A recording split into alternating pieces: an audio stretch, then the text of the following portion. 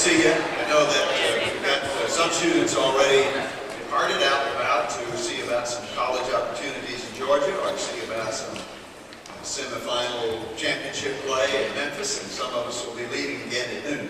But it's good to see you all here this morning. Today we're going to stop in the life of Baylor in just a moment to say thanks to a group of 40 fabulous women who came to Baylor some 20 years ago. They civilized us then and have made a terrific difference. I introduced Lauren, class president, just a moment ago to say women have come to Baylor and have made a wonderful difference, not only in golf championships, soccer, and all sorts of things, but in the honor council, in class presidents, and simply in the academic work that's the central heart of Baylor. So we're going to take just a moment today. Dr. Kennedy will introduce a panel, and we'll see what it would have been to have been one of those pioneers some 20 years ago, to say, I'm the first woman student who has come to Baylor in some 100 years. Dr. Kennedy, welcome, and tell us about that.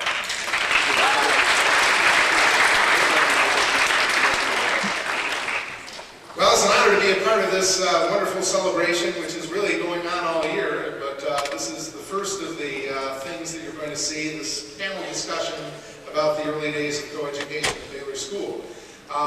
And we'll keep on doing a few things between now and graduation. The first thing I want to do is welcome back some of the people that were the pioneers of ladies at Baylor, because we do have a pretty good selection of them here. The first 40 women that we took at Baylor School, we took in the 9th and 10th grades.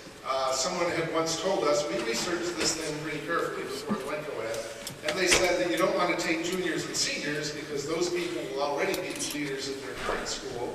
Get the people that have all the potential and have them become leaders at your own. So we took them as freshmen and sophomores, and then they graduated in the classes of 88 and 89, basically.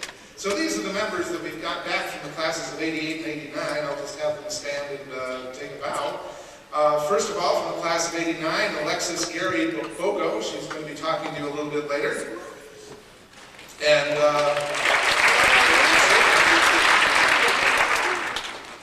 Beth Hodges Corona, class of 89. Beth, stand up. That was the second homecoming queen that actually came from Baylor. Beth Hodges. Kelly Reisman Dreyer. Kelly. Stacy Bennett Hilton, one of our first basketball stars. Deborah Herring Grissett. Lisa Robbins Lee. Our own Elizabeth Ruffner from our class of 89. Tara Wynn from the class of 89. Tara was the first African-American woman, so she's a first in 2 different ways. Jamie Siskin Hubbard. Tori Crawford Cobb. 88. Nicole Russo Satterfield, 88. Melissa Gilbert, class of 89. And Ashley Randolph McMahon, we'll be talking to you a little bit later. She's the first Baylor homecoming queen to have come from Baylor, so there you are. So I'm not going to say much here because the people that are going to talk to you are the people who were actually involved in it. I was involved in it a little bit and was proud to be, on the faculty in those heady days. But the ones that really kind of made the decision for us were the trustees. We're going to start off with the trustee, but before I do that, actually we're going to watch a video. So let me get that queued up for you. This is from the news back in those days, so some of you will see some of yourselves years ago. A little trip down memory lane.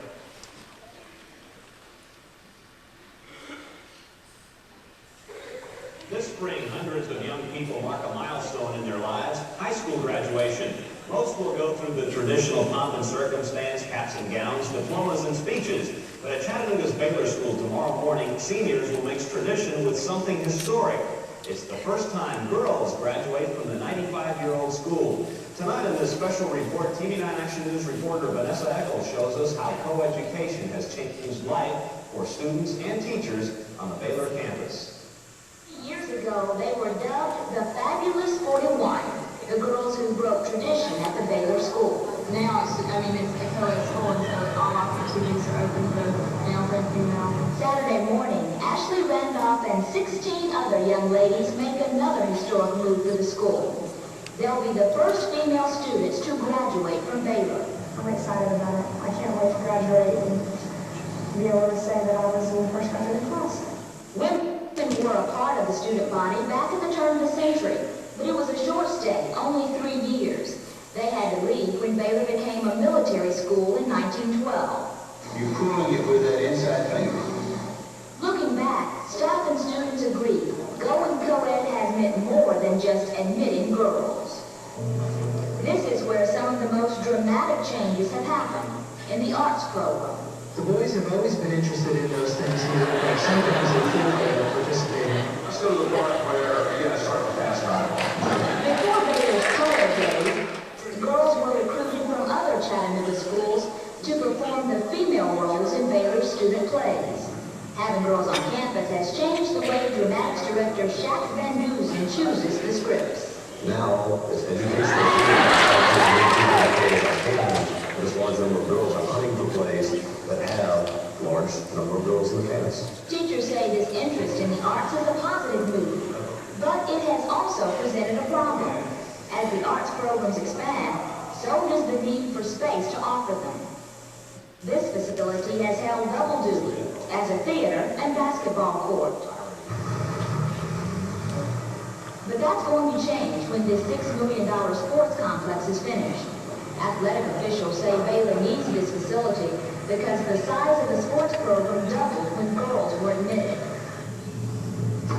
Girls are involved in almost every sport on campus. The exceptions, football and wrestling. Deborah Herring, playing in the state tennis tournament, is one Baylor success story in girls sports.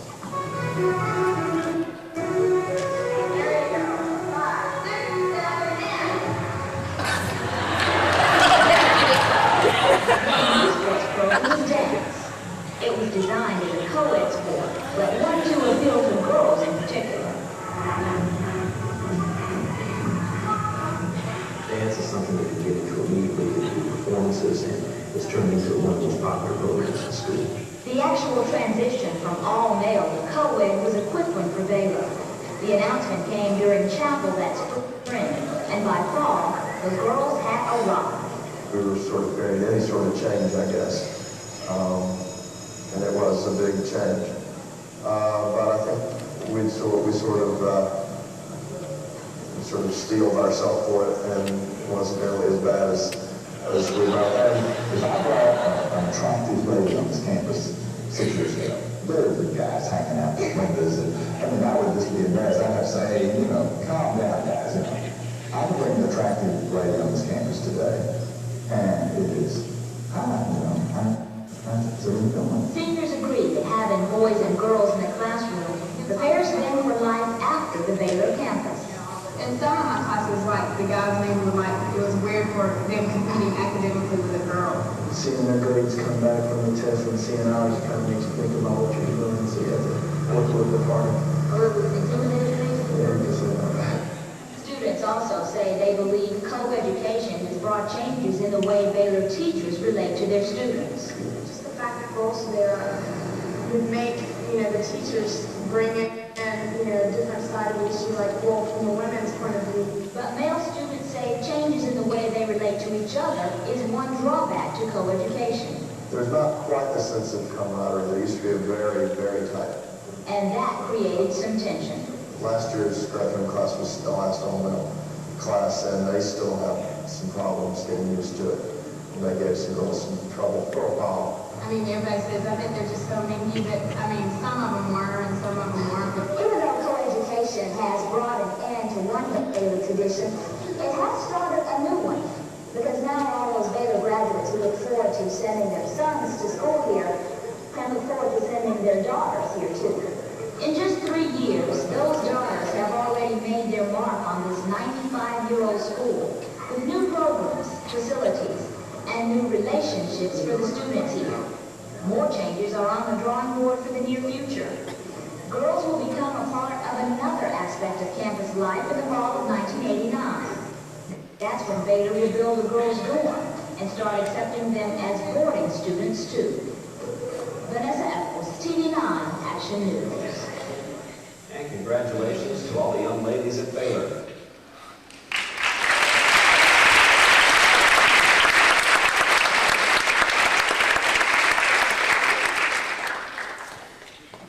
I remind you that that was 20 years ago.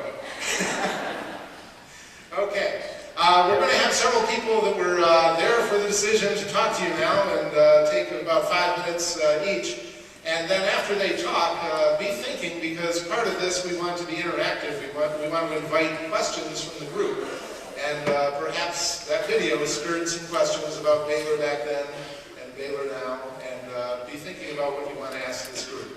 We're going to start off with a member of the Board of Trustees from those days, who also happened to be the parent of both male and female Baylor graduates. And Gordon Street was one of the key people that pushed us toward co-education back in those days. So please welcome back Gordon Street.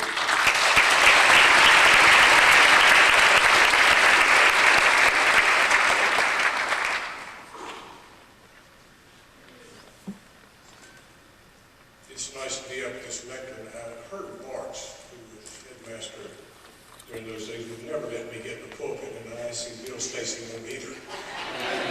So speak humbly from here, I shall. The introduction of co-eds into the Baylor system began in a planning stage. And the planning was done thoughtfully, thoroughly, inclusively. There was controversy. It wasn't all about girls or no girls. It had to do with the predominance of athletics in an academic setting. How much academic rigor was needed. What should we do? Should girls be here? That was certainly part of the discussion. But with the controversy, principally which took place, and rightfully so, in a planning session at Pine Owl on Lake Lanier in Georgia, there came consensus. And this was from this planning group, people was made up of not trustees alone, but people from all over the country, people who were Baylor attached, people who were not Baylor attached. But consensus took place. We worked together. We learned that by working together with male and female, girls and boys, life would be more fully rounded, more inclusive, and more understanding. We were at a point in our history in pretty much the height of the Cold War. We knew as a nation we had the ability to annihilate each other. And it became clear in those days that we really needed to work together better.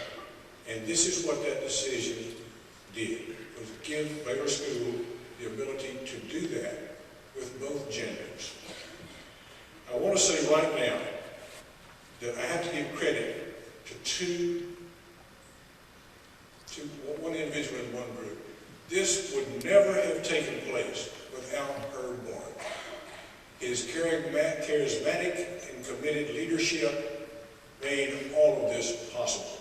Secondly, I would like to give my thanks to the then Board of Trustees, basically made up of alums. And one of the hardest things for an alum to do is to give up what the school was for me and realize what it can be for others. That group of men did it. And I'm proud of men and I'm proud of them and thank them for it. There were a few things that did not go smoothly in this implementation of going co-ed. You've seen some of the hitches. I think the trustees owe a bit of an apology to the then senior class, because we took their thunder away from their senior year with the fabulous 40. But that just was the way things went.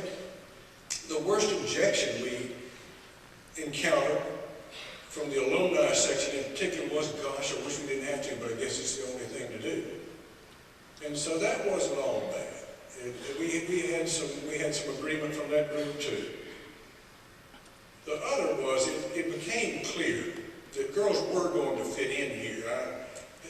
And I must say this story may be apocryphal, but I'm going to tell it to you anyway.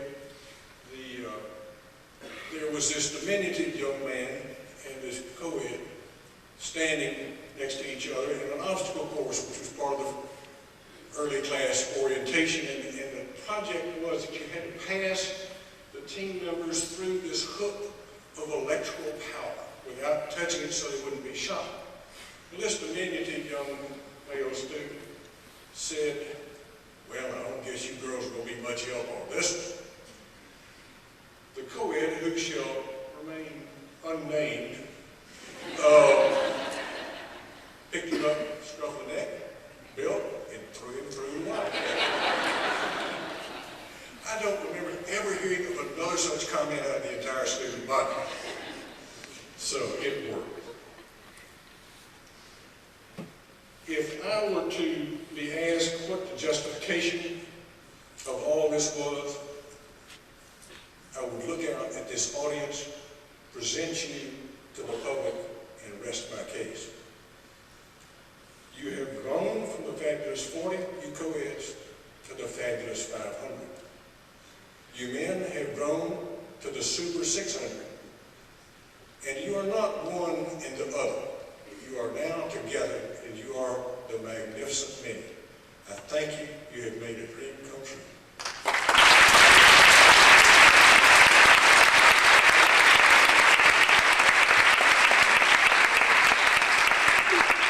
And now we bring back, as I said, the Baylor's first homecoming queen from actually Baylor. And now a member of the Board of Trustees, Ashley Randolph McMahon. And Ashley, I'm going to move this over because I know the video is over. Center this. About as far as we're going to go.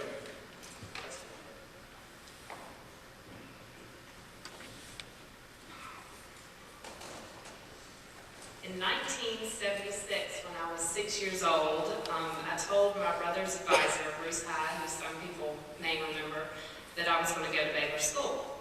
And my mother reminded me just last night that his response was, yes, Miss Ashley, and frogs are going to fly.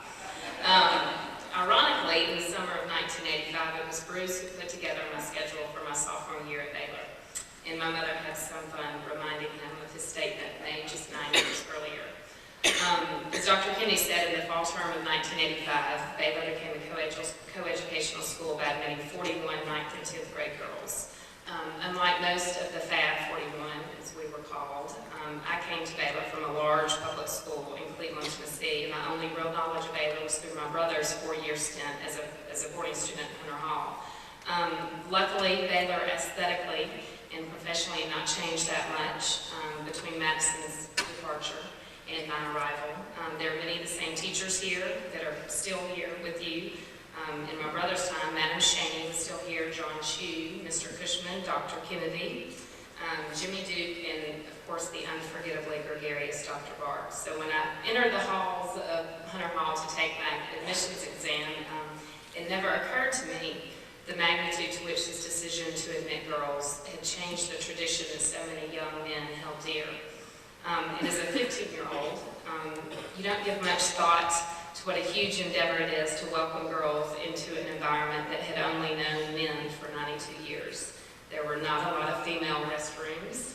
We had a makeshift locker room down by the old pool. Because Baylor had new athletic programs for girls, we added dance, and we danced on the hardwood floors, which is in Ireland Lounge now to you. And as far as faculty, I only had 3 female teachers in my 3 years at Baylor. Madam Shaney, Fontaine Allison, who's still here, Marilyn McAnally. And I had several classes in which I was the only female, which I doubt occurs today. In fact, I vowed that if I could survive French 3 with all those boys from Lupton, I could survive anything. In the fall of 1986, Baylor admitted more girls to now grades 7 through 11, bringing our total to well over 100.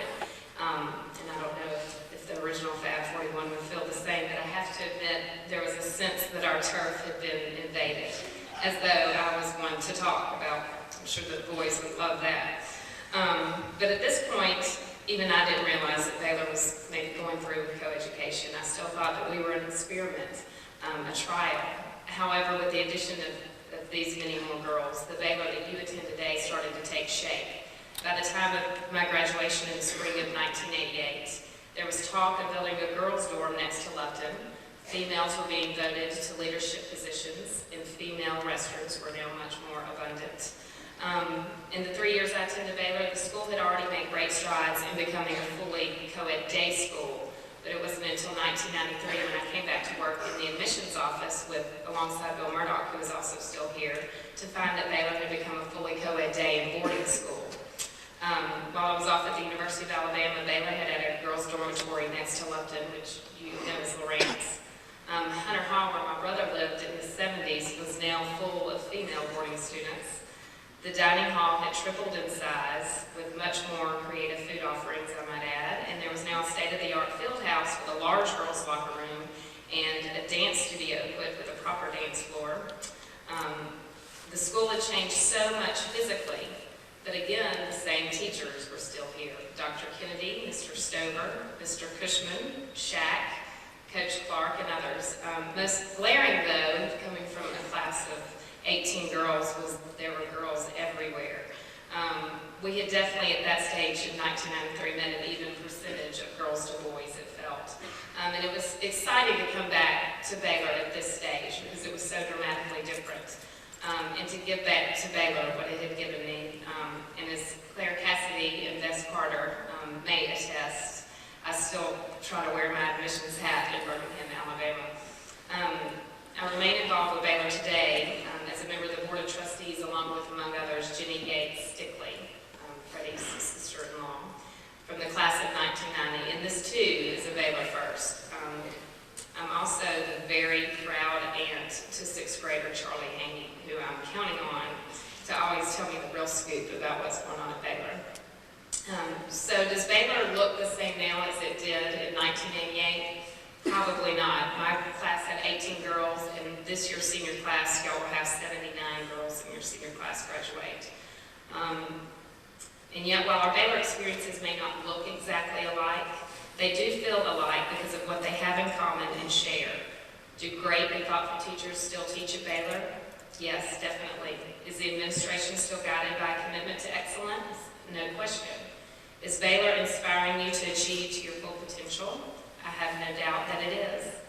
All this proves to me, as it should to you, that however Baylor may change or appear to change, it will remain in its principles and vision and in its impact on its students fundamentally the same.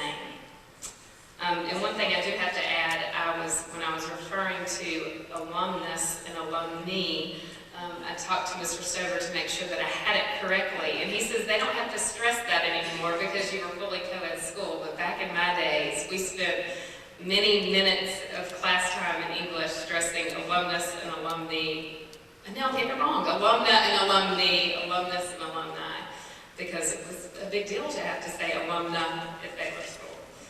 But thank you.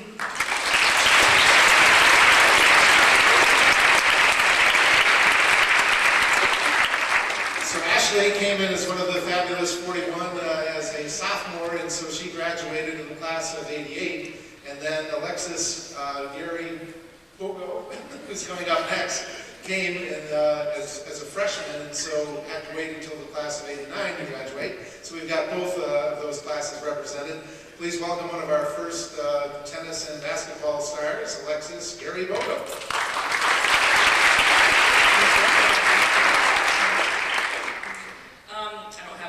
Prepared, but basically they asked me to share my experience with you today about being one of the first of the Fab 40. My story is really probably more about history and tradition than maybe some of the other girls. My great-grandfather Dr. Alexander Geary Sr. was a headmaster here in the early 1900s. Many of you eat Gary Hall, that's him. My grandfather graduated from here, my father graduated from here, and I was supposed to be the fourth generation to graduate from here, but there was one small problem. I was a girl. And so I begrudgingly, not too begrudgingly because it is a good school, but I went to GPS as a 7th grader and spent 7th and 8th grade at GPS playing tennis and basketball, and had a nice experience. But towards the end of my 8th grade year, my grandfather, who at the time was on the board here, said, "Now don't tell anybody, but there's a chance that Baylor's going to accept girls in the fall."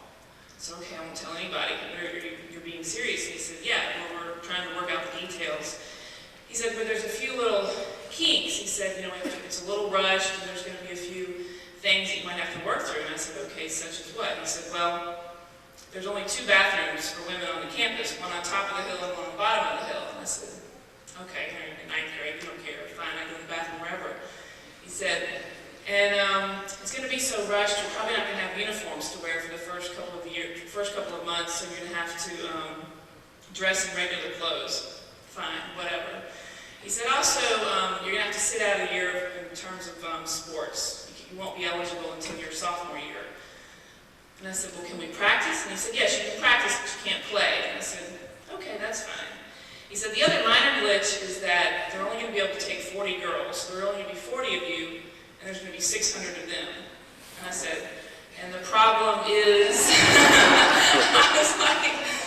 I said, "Perfect." So this summer after my 8th grade year at GPS, they officially announced they would be accepting girls here. And I applied and was thankfully accepted and really never looked back. It was a fabulous 4 years here at Baylor as one of the first girls. I have numerous stories about being the only girl in several classes. I'm sure all the girls here went through that. Major Worsham, who I don't think any of you really had the opportunity to have as a teacher, he taught biology, which included sex education at the time. And I was the only girl in my class that Major Worsham taught. Of course, if you look at me, maybe I didn't listen too well, but and I had several other classes that, you just were the only girl, and that's just the way it was, and you got used to it. So, Coach Mosier, they took away, he was coaching at UTC, the UTC women at the time, and they hired him away to coach the Baylor girls, which there wasn't even a Baylor girls team that first year. We just practiced a whole season. All we did was practice. And there wasn't enough room for us to practice here on campus, so we'd load up every day in a bus after school and go over to a church in Red Bank and practice with no other goal in mind than a year from now we might get to play games. But we loved it. Coach Lockrow was the tennis coach at the time, the varsity tennis coach, and he put all of the kids in the first week through what we call, I think I can say this, Hell Week. And basically we ran for a week straight. And just because girls were here, it was no different. And we basically ran sprints and ran 5 miles here and up and down stairs and whatnot for a week straight. And if you made it through, you got to be on the tennis team, but you still didn't get to play any matches the first year. But it didn't matter. We were so excited to be here. And looking back, I just had no idea that I was making history. I just was glad to be here, glad to be part of Baylor, glad to be part of the tradition, glad to be representing my family as one of the first females. And I don't know how it is now, but back then the boys, they would hold the door for us and pull out our chairs for us, and that lasted about the first 6 months, and then we just became part of the student body. And I think looking out now, it's just, we really forged that tradition and forged that history for you all, and hopefully the girls are just part of the student body now, and it's just the norm. So it was an honor and a privilege and something I will never forget, and I'm happy to be here today. I can't believe it's been 20 years, but it was great, so thank you very much.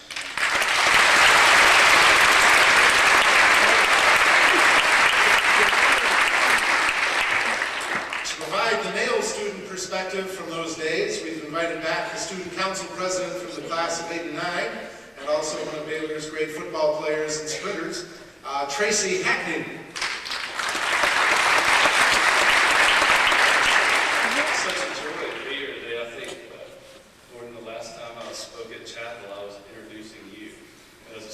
class president. So it's a joy to be here. And Alexis, I'm glad you touched on how it was for 40 girls coming to your school. So I want all the guys in the room to picture 500 of you, and here come 40 girls in your school, and you're 15 years old. So it wasn't such a bad thing for us either, from that standpoint. The other side of that, kind of the interesting, I don't know how the politics are with Baylor, Macaulay, and GPS these days, but for us, when the girls came, it made this real hard division between, okay, well, GPS would say, well, okay, we're done with you guys. You guys have girls now. We're thinking, how about 40? There's only 40 here. So there was a part of that was an interesting political event that happened with girls coming to Baylor. I think one thing the newsreel generated was there was a lot of change going on in the school. Building, lots of construction going on, the girls coming, and I remember very distinctly having basketball practice in what was then the theater room, and so a lot of change was going on. So a lot of that, the feeling of the girls coming was maybe dwarfed by, okay, there's a lot of other things moving around here. So, and again, it wasn't nearly as bad as Dylan made it seem. I don't think, from a guy's perspective, it was pure excitement, and I have to thank the Board of Trustees for some vision there of it's what real life's all about. When I look out here, it's amazing to see you're almost 50-50, and so I think it better prepares us for life in the real world, and we're fortunate to have that vision taken up by the leadership. I also want to say that the girls were so brave. I cannot imagine coming into a school of 500 guys, just 40 of them together. And I wasn't quite aware at that time, being 15, of no bathrooms, none of that stuff, none of the amenities. So I think I would just put a hand out to you 40 who came, and just what pioneers, sort of some brave mentality there. But all in all, I would say, last thing I wanted to mention, met Lauren, who's the student class president. Alexis and I, speaking of leadership, as the girls made their way into leadership, Alexis and I ran against each other as student class president, so she was always taking it to the boys. So it's a joy to be back here, and look forward to spending some time in the classroom, so thanks.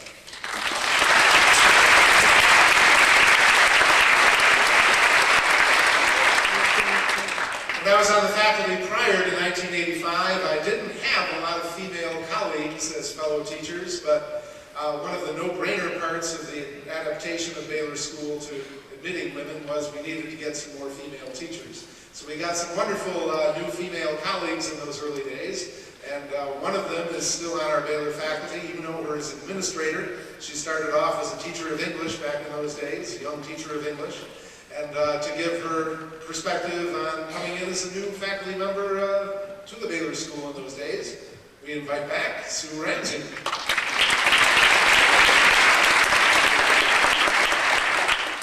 I was a very young teacher of English at that time. When I arrived on Baylor campus, it was December of 1978. And of course, Baylor was all male, and almost all the faculty were male. I think there were 8 female faculty members at the time, 3 of whom were part-time.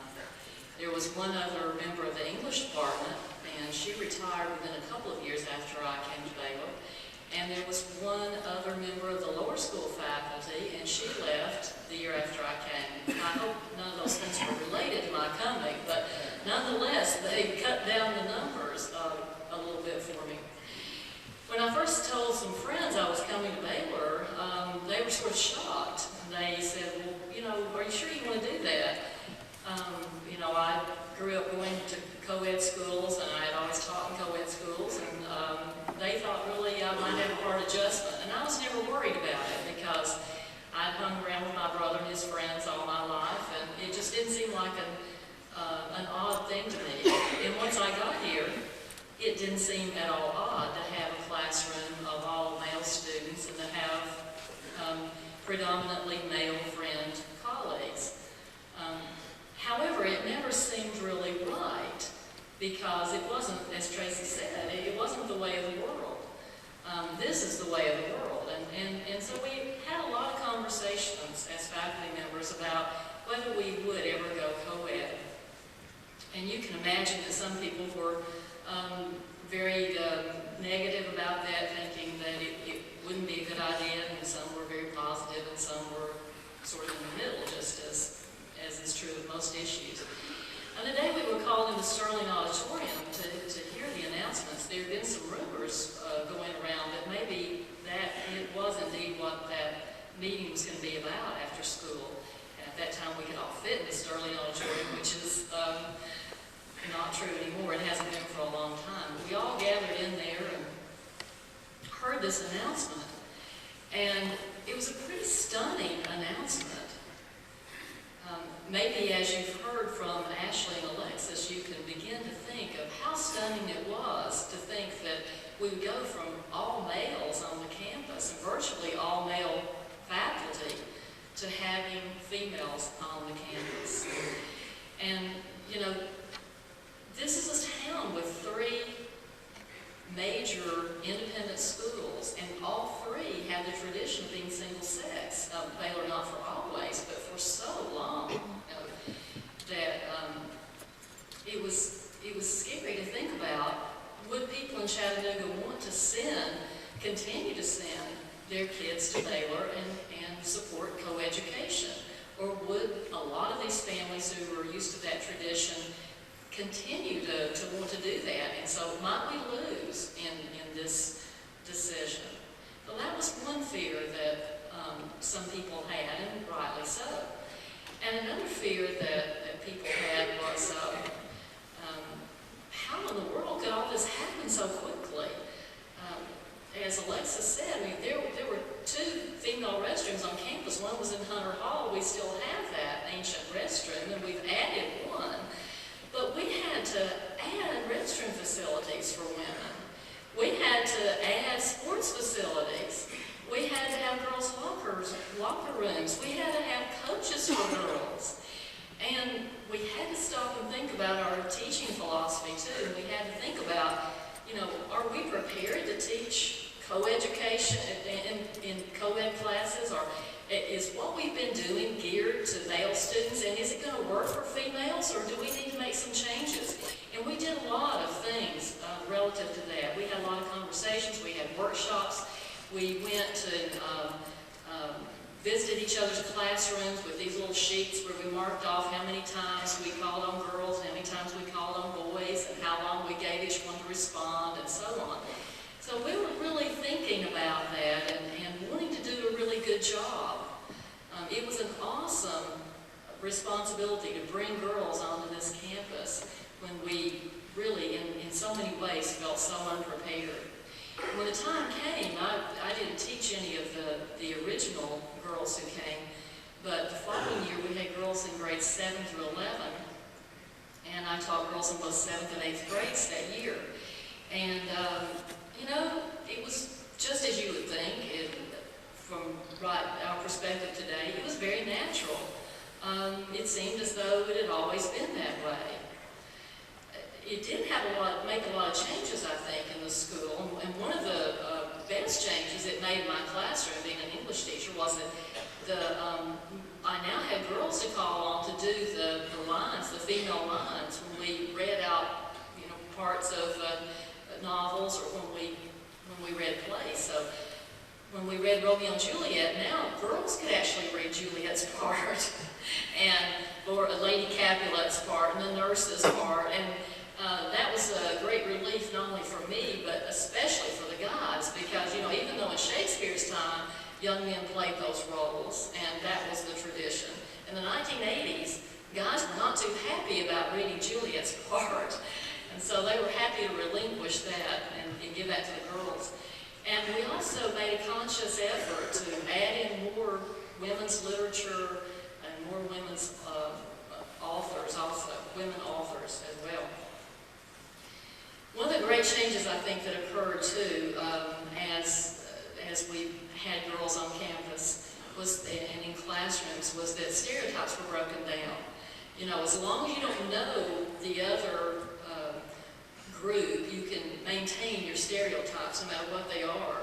And so, you know, guys could feel superior in math and science until they were competing with them in AP Calculus and AP Physics and AP Chemistry. And all of a sudden, you know, when those girls were in those classes and they were doing well, the guys had to stop and think, well, wait a minute, girls can be smart in math and science too. And the same held true for the verbal subjects. Guys had always been good in the verbal subjects, and they continue to be. And so girls could take a look at that and say, well, you know, girls are good at these other subjects, and guys are also good at these subjects. And so suddenly, you know, that, maybe not suddenly, but gradually, those stereotypes broke down. I think it happened pretty quickly. Another thing that has been mentioned, and Delvin referred to it a little bit on the film that we saw, was I think guys changed a little bit. You know, I think they got more refined. I think they became more aware of their demeanor, and I think they did change. You know, I think they toned it down, and I think they were aware that they had to act in more respectful and more civil ways at times. And I think that was certainly a really good thing. I'm really, looking back, I'm surprised at what Delvin said, because I think Tracy might agree, but out of all the people you might pick out of that class, you would think Delvin would say, hey, you know, we needed to be toned down a little bit. So I think that was a change that came about. You know, I don't know exactly how girls felt inside. I know that, you know, we had always had boy stars, and now we've had girl stars, and I don't know how they really felt inside about it. But on the outside, they appeared very confident, despite the odds. They were certainly very well prepared. They were bright. They were motivated students. They were enthusiastic students. They added so much energy to the campus and to the classroom. It was just a wonderful thing. And, you know, what it did also then was it forced the guys to sort of take a look at themselves scholastically and say, you know, maybe I've gotten a little complacent. Maybe I've got to work a little harder. You know, male pride sort of kicked in, and so they began to work a little harder and competed to make those top grades, whereas it may have been assumed that, you know, Delvin was going to be one of the top students. Delvin had to work to be sure he was one of the top students. And in that whole process, what happened was that the kids began to know each other, respect each other, and become friends. And I think the best, most graphic example I could give you of that was thinking about the lower school dances. Back when we were all boys, we have a lower school dance, and guys would bring dates. It was, you know, people they didn't really know very well, and so they would invite a girl, and they would come into the dance, and the music would be blaring. And then very quickly, the guys would go over in this little huddle and stand together and begin talking. And the girls would gravitate over in this little huddle, and they would stand and talk together. And then there would be a couple of couples who would try to, you know, tough it out, and they would stand there and try to think of something to say and try to act like they were having a good time. And of course, nobody ever danced. And they would just stand. It was very painful to watch. And you wanted to just say to him, it's okay, let him go over here, you go over here, and just have a good time, don't worry about it. The first year, we had girls in the lower school, and Baylor girls were there with Baylor boys. They all came in together, they came in laughing and talking, they came in as friends, they had a great time. Nobody danced, but they still had a great time. And I just thought, you know, that's really proof of the success of this decision, and it's proof that it was a wise decision.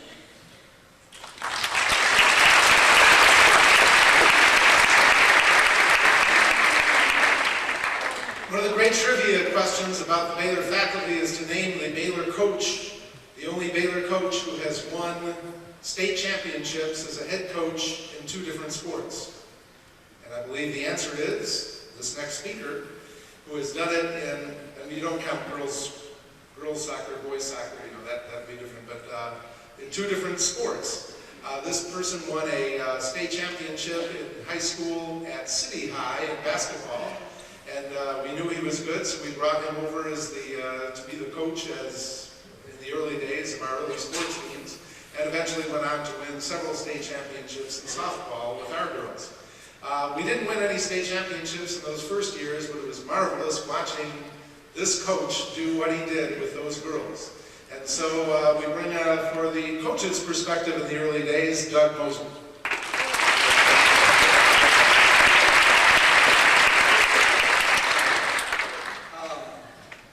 My being here is just being in the right place at the right time. I was very fortunate. Like Alexis mentioned, Dr. Kennedy, I was at UCC and really enjoyed it. I was an assistant there in the women's program. Enjoyed it a great deal. But I had 2 really tiny children at that time, and I was home all the time. So I had already begun to think about getting back to the secondary level, and the athletic director at GPS, I ran into a basketball game somewhere. He said, "How are you liking it?" and so forth. So we talked about that. He said, "Well, if you ever decide you want to get back to the high school level, call me. We'll find something for you." And I promise you, I went by GPS. This was in the spring after basketball season was over at HEC. And I was going to see if they had any openings, because I needed to be at home more. And I missed him by about 15 minutes. And the next morning is when the headline was in the paper, Baylor admits girls. And if it hadn't been such strange timing, I might still did GPS, but that it worked out. I knew 2 people here at that time. I knew Coach Duke, for whom Duke Arena's named after. He had been my high school coach in basketball and baseball over at the city. And I knew Coach McMahon. We had been classmates and teammates in junior high. And so I called him Coach Duke. And I said, really the newspaper article I thought made it sound like it was going to be 2 or 3 or 4 years before we started the athletic program. But over the phone with Coach Duke, I mentioned that. I said, I'd get my name in the hat, so if you hire coaches next year or the year after, I'd like to have my name in the hat. He said, well, I don't think that's really accurate. I think it's going to be sooner than that. He said, let me transfer you. So over the phone, he just transferred me to Coach Smith, who was the athletic director. He invited me out the next day and offered me a job. That's a matter of being in the right place at the right time. There's nothing else to it. The way things have turned out 20 years later, I think, go all the way back to the way the stars were aligned. The group of girls that came in were absolutely the perfect group to start this. I knew them athletically. I had a few in my Algebra 1 classes that I taught at school at that time. But the character, the intelligence, the camaraderie, just the willingness to put up with a lot of problems. Because there were some problems, I'm sure, that I didn't have, but I did know of some. But the character that those girls had was phenomenal. Alexis referred to the first year. That was one of the toughest coaching assignments ever. Imagine coaching for 4 to 5 months with no game that you're working for. No gym to practice in. We went over to North Chattanooga, like she said, to St. Mark's Methodist Church. Had a tile floor. And I still remember the first practice. We pounded the van, went over, and we started out we talked for a minute, stretched a little bit, then we started shooting layups. We had, I forget the exact number, 12 or 13 girls, and at least half of them couldn't get the ball up to the rim. The others were quite good, and they were only 9th graders. You could see that they were going to be good, but they were just young. And most folks had advised me, or would ask me, you're just going to play a JV schedule, aren't you? Well, the first year we couldn't even do that, because, you think about it, most of you are familiar with the transfer rule. They were all transfers, so nobody was eligible that first year. So we practiced, and we did actually play 2 games. Remember those? We hired officials. We had the guys come in and striped shirts, and we played the 7th grade boys in Duke Arena. And the girls were so excited that we're finally getting on the floor. The clock was running. I mean, we were keeping score and everything. They were so nervous and excited at the beginning. We got in a hole early, and after the first quarter, we outscored them. But we had gotten so far behind in the first quarter that we didn't win. And they were livid. We got into the little storage room. It was a custodian's room that we used for an office, for a dressing room. And we got in there. They were absolutely about to explode. They were so upset that we had lost to the 7th grade boys. Well, you know, they just didn't like to lose. It wasn't the fact that it was 7th grade boys. There's actually a good group of boys. They were quite good, and several interviewing starters in the varsity later on. But anyway, we were just going to play that one game. But they were so mad that we had lost, they talked into playing another one. And one of the things that was funny is that, you know, we didn't announce it or anything. You know, we didn't get a chat and say, we got a game playing 7th grade boys this Thursday. But people showed up. It was a curiosity. And we had quite a few folks that showed up and were in the arena in the stands just to watch, to see how the girls were. But we played the second game, and the girls had adjusted, no nervousness at the beginning, and we led the whole game until Terry Reedus, who ended up being the starter on the varsity later on, hit a shot at the buzzer to beat us by 1. I thought they were going to rip the walls down. They were so mad. But we knew then that we were onto something, that we had a great group. Sometimes my enthusiasm was bigger than my intelligence.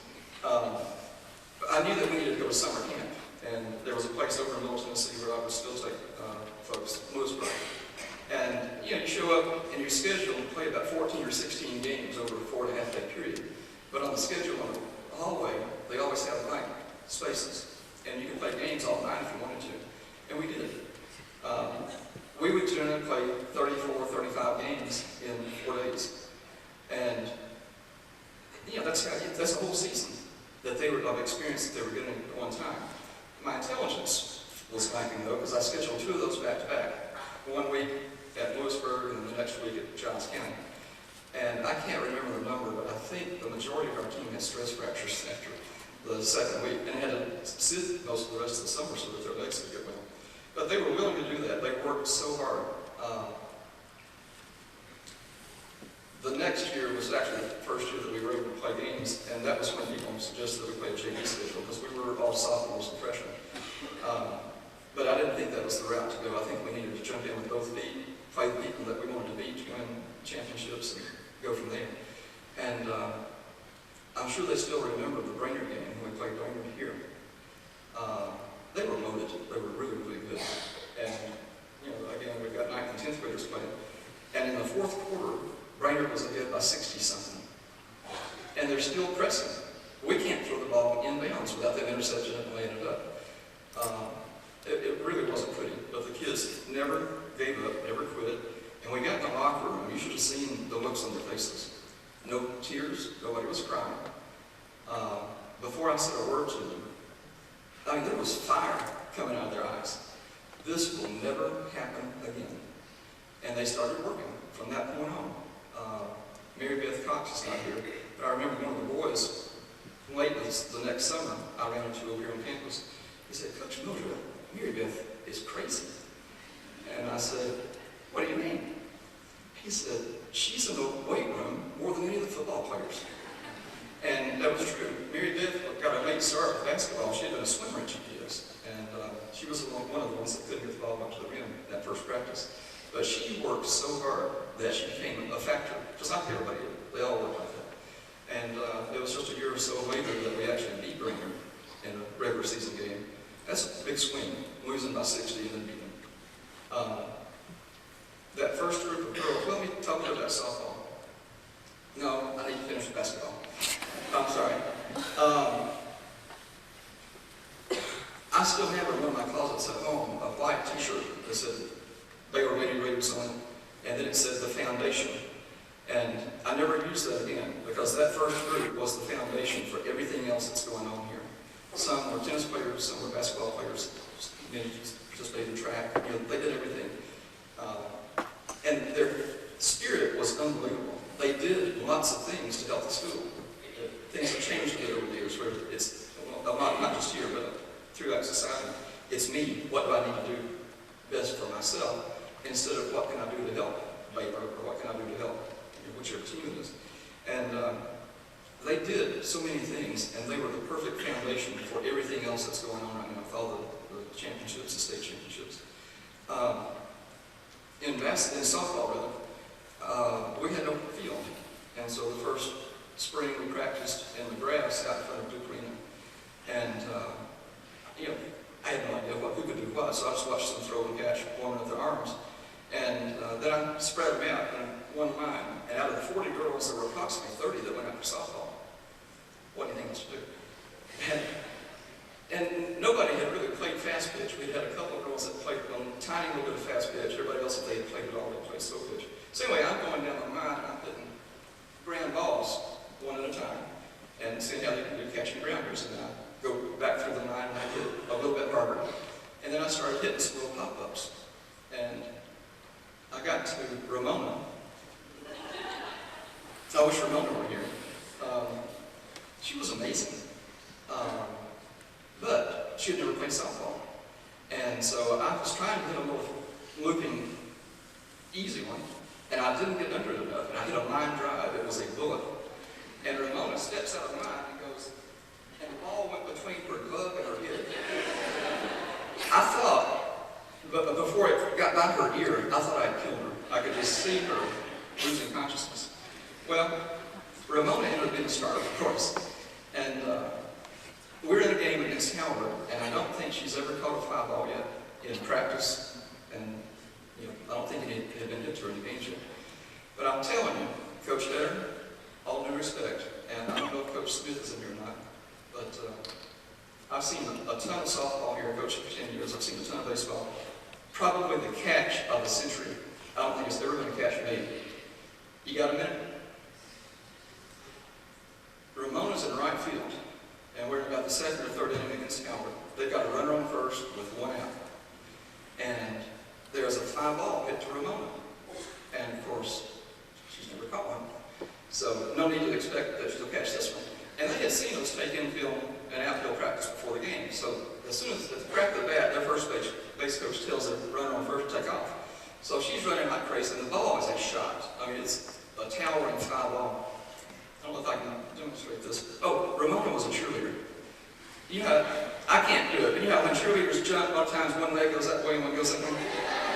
Well, keep that in mind. Ball's hit, and it's over her head, and she takes a step back. She's running. I got to do this slow speed. And she turns, it's still going over her head, so she makes another turn. And she's going 15 or 20 feet back there. I got to move up here. But the ball's going over her head, and she's got her back plate, and she jumps, and it goes, and stuck in her glove. It was unbelievable. There's never been a catch that spectacular in the history of sport, I don't think. We were going nuts. We're screaming. I mean, you've never seen anything like it. Ramona's doing her cheering jump. She's jumping up and down, yelling, "I caught it! I caught it!" And we're all yelling, "Yay!" And then we realize we've got a double play. Throw the ball in. The runner was all the way to third, but we couldn't get her attention, and she's so excited. The runner came back, retouched second, made it all the way back to first. Oh, man. But you can't fuss, because she just made the first catch of her life. And before we could get the third out, they scored 6 runs. It was snowing that day. What a day for a softball game. An incredible group that I think was absolutely, without a doubt, the perfect group to start coeducation in.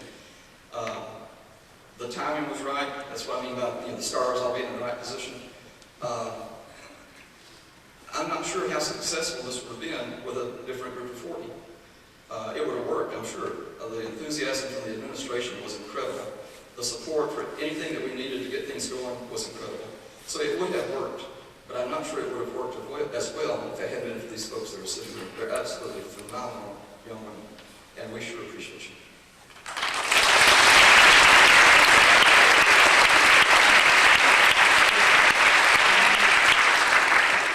Well, Well, as Gordon Street mentioned, the man who deserves most of the credit for the fact that we went coeducation, and the man who deserves a lot of the credit for many of the other things that still go on in Baylor today, is the headmaster who hired me those many years ago.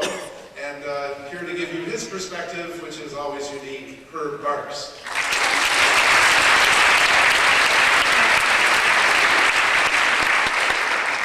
You've now learned more about coeducation than you ever wanted to know. They asked me to reflect, which is always dangerous at my age. I'm not even sure where I am or who I am. It's like asking Cushman to reflect. 6 weeks later.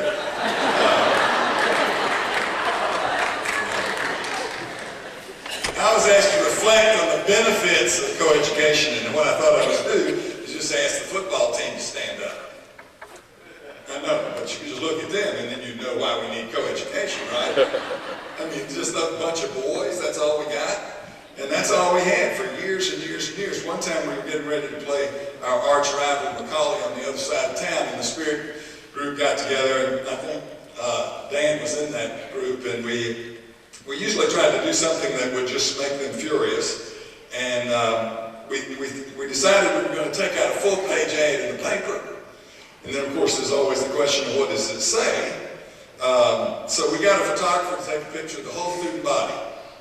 And then we thought, well, now what do we put on it? And finally, the guys, and I don't know who it was, came up with, I tell you what, let's just put, "We are Baylor." That'll just drive them crazy. And so that's what we did. We had a whole page ad and we put, "We are Baylor." And, you know, it was supposed to talk about the spirit of this place, something about the fact that when we walk on a field, no matter what it is, we plan to win always, and if there's something about sacrifice or discipline or suffering, that we'll deal with that because we are Baylor. And it's also about leadership, about that we aim for more than just giving you a diploma around here. It's why we hang you off cliffs and run you down rivers and make you bushwhack when you're a senior, because what we want to produce with this educational process is leaders. But in 1984 and in 1985, We Are Baylor was about male, achieving, somewhat limited definition of leadership. It was a totally masculine definition of leadership. And we just had no girls. But more important, I had a school that had no dimension of feminine in it. And I want you to know that I love running an all-boys school. It was easier than running with the girls, a lot easier. You just got all of them together and say, "Hey guys, don't do that anymore." They say, "Oh yeah, okay, great."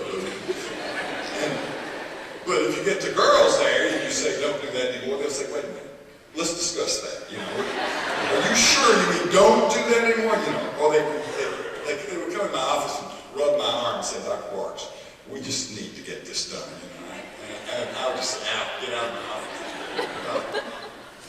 When I graduated from Baylor, I didn't know a thing about the feminine dimension of life. Ask my wife, she's sitting right there. We've been married 52 years, and I still don't know anything about the feminine dimension of life. But we also graduated a whole generation of boys that didn't know anything about the feminine dimension of life. When we went co-ed, we had a senior trip, and Cush was standing up in front on Thursday night. We used to, at the end of the trip, by having everybody sit on the floor, and Cushman would get up and kind of, I don't know what Cush would do, talk too much, basically, but no, he would handle the thing. And what I said to him is, "Guys, you can tell me anything you want. Tell me what you hate, tell me what you like, just tell me anything you want." And sometimes those meetings would last 3 hours, you know, because they had a lot of things they wanted to say to me. But right before we went co-ed, a kid from Birmingham said, "Dr. Barks, you have messed this school up." And I said, "Well, in what way?" They said, "Coeducation, bringing girls here. Look, this is, they got a little teary. This is the greatest thing, this trip. We are like brothers here. We're just, you know, and you're going to run it. We can't, we've lost it all, man." And I said, "Well, you know, I hope not." "Well," he said, "obviously we can't have another senior trip." And I said, "I beg your pardon?"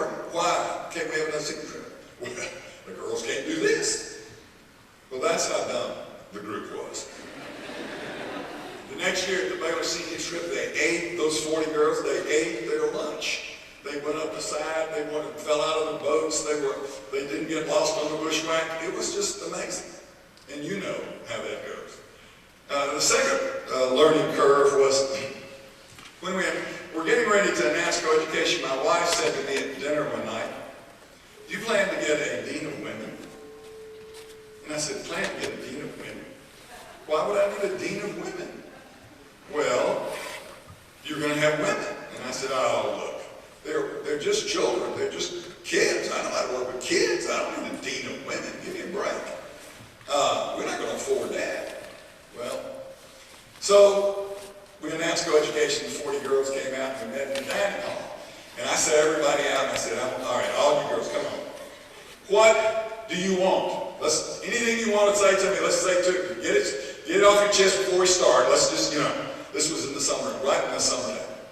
They said, "Dr. Parks, we want uniforms." I said, "You want uniforms?" "Yeah, we don't want to try to, compete on what to wear and all that stuff. And we'd like to kind of be seen out in the community as Baylor girls. That'd be kind of nice." And I said, "Well, okay, guys, I'll get you somebody. Y'all can look in Vogue or whatever. I don't care. Just find some uniform, okay? But don't worry with me about the uniform." So we're going down the road, and it's about the middle of the summer, and I'm out here in the quadrangle, and these two girls come up to me, and they said, "Dr. Parks, we got a question." I said, "Fire away." They said, "Socks." I said, "Ladies, it's not that I don't care about socks, but I don't care about socks. I don't care what kind of socks you wear." "Well, I know, but we are concerned about the socks." And I said, "Look, ladies, and then this girl looked me in and she said, "You have the prettiest blue eyes." I went right into the office and I got all the staff together and said, "Find me a dean of women." No Baylor student has ever said I had pretty eyes, but we're out of here. And so I realized very early that I was not good dealing with the girls, because they would just get anything. So I had a dean of women. She was right down here, and they'd come in crying, and I'd just say, "Al, go down to talk." And by the time they got to her, they weren't crying anymore. They knew that wouldn't work down there. I guess what I would say to you is, I think coeducation has been an incredible asset. I run a coeducational school now. I have about 1,000 children, and I have kindergarten through the 12th grade. And so I think, I have the little kids too. They're great. But having women is a critical asset because our world is in trouble today because we don't have enough leaders in our nation who have a feminine side to them. And I think a lot of the aggressiveness that's happening in the world today is happening because we got people kind of strutting around with their masculinity and they don't understand about what that feminine side is, which is, the male way to solve a knot is to take a knife and cut it. Right? Fixes it, But you don't untie it. The feminine way to deal with that is to try to solve it. The feminine way to deal with things is to hold them and wait until maybe something else emerges. And we're not very good at that anymore in our country. And so it seems to me to be very important that this school provide not only an academic education, but an education about that dimension. Because the world you're headed into, guys, is incredibly chaotic and dangerous. Last week I had a guy who is a graduate of mine, and he is north of Baghdad right now, leading a platoon. 5 of his men were shot last week. He has to call the parents and tell them. And he never knows where the fire is coming from and what's happening next. And that's your world. And part of the way we got into that is this aggressive male leadership. And so I think that's been vital for us here. The other thing is, I think it's very important for you to learn how to deal with the other half of the population, which is women.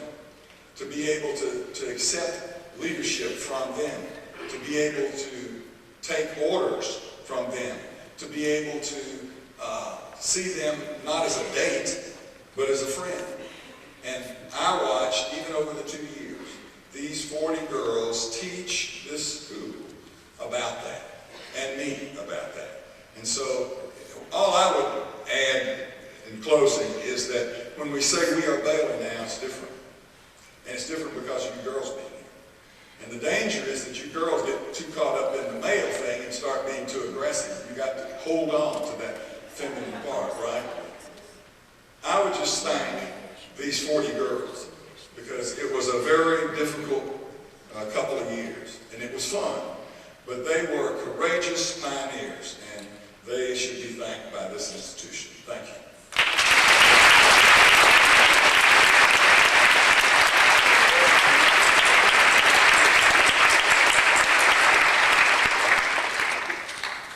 Okay, you know how I said we were going to have some questions and answers? I believe I lied. I think instead we'll try to salvage the remnants of C period so that those who are going on the bus to Memphis can get a last-minute plug of education and some food. But the good news is that the people that talk to you today, some of them will be around, some of the fabulous 40 will be going to classes once again and kind of reminiscing with you. So if you do have questions for any of the folks, I'm sure that they would be delighted to answer them for you. So before you go though, let's give one more round of applause for these pioneers.